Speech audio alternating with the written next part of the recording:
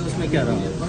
आज 2 जुलाई 2024 की जो दुखद घटना हुई थी मानव मंगल में सद्भावना समागम में, उसमें अभी तक हम अपने जो 7 वैल्यूम हैं, 7 वैल्यूम में 10 वैल्यूम है टोटल, 10 वैल्यूम, उसमें 7 वैल्यूम कंप्लीट कर चुके हैं। लेकिन ऑनरेबल डीजे साहब का ट्रांसफर हो गया।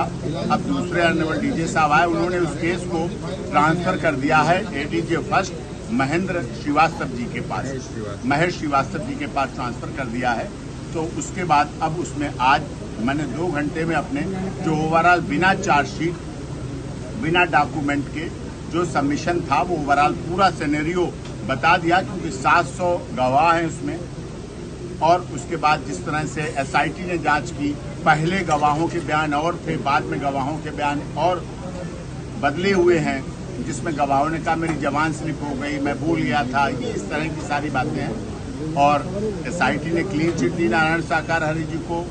न्यायिक आयोग की भी हमने बात रखी, जो देव प्रकाश मधुकर और अन्य का प्रोसेस है वो भी सारा कुछ हमने ऑनरेबल कोर्ट के सामने बता दिया। अब डॉक्यूमेंट के आधार पर सारी चीज़ें मैं रखूंगा और हमें आशा ही नहीं अपितु पूर्ण विश्वास है कि माननीय अदालत इस केस में 11 के 11 लोगों को डिस्चार्ज करेगी।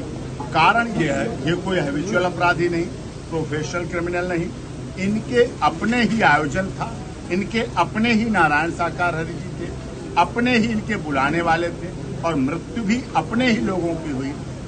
तो यही सब है। मैंने भारत सरकार का भी धन्यवाद किया, उत्तर प्रदेश सरकार का धन्यवाद किया, आदरणीय अखिलेश जी का भी धन्यवाद किया कि उन्होंने 1 लाख, सरकार ने 2-2 लाख रुपए जो दिए, हमने उनको भी बारे में कोर्ट में रखा। ये अभी तक का प्रोसेस है। अभी चार्ज पर अब आर्गूमेंट नए जज साहब के सामने चल रही है। मैं सारी चीज़ें रखूंगा, क्योंकि विगत 14 वर्षों से मैं भी नारायण साकार हरि जी को अच्छी तरह जानता हूँ। 1 एक्यूज 11 में से उपेंद्र यादव जो हैं वो उस घटना स्थल पे ये भी नहीं 2 जुलाई को यहाँ मुगलगढ़ी में भी नहीं थे, फूलगढ़ी में भी नहीं थे, और वो शिकोहाबाद में थे।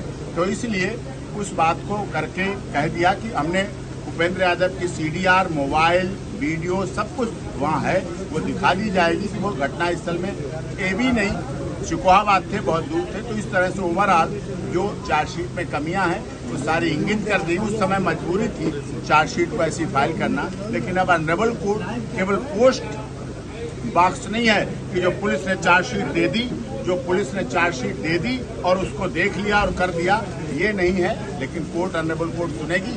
हमें माननीय अदालत पर भरोसा है। हमारा समय लगेगा, हमें टाइम फिर से लगेगा, लेकिन ये सारी जो 10 के 10 वैल्यूम हैं यहाँ दिमाग में भरे हुए हैं। मैं एक एक चीज जैसा आपके सामने बताऊंगा। हमें उम्मीद है हमें न्याय मिलेगा।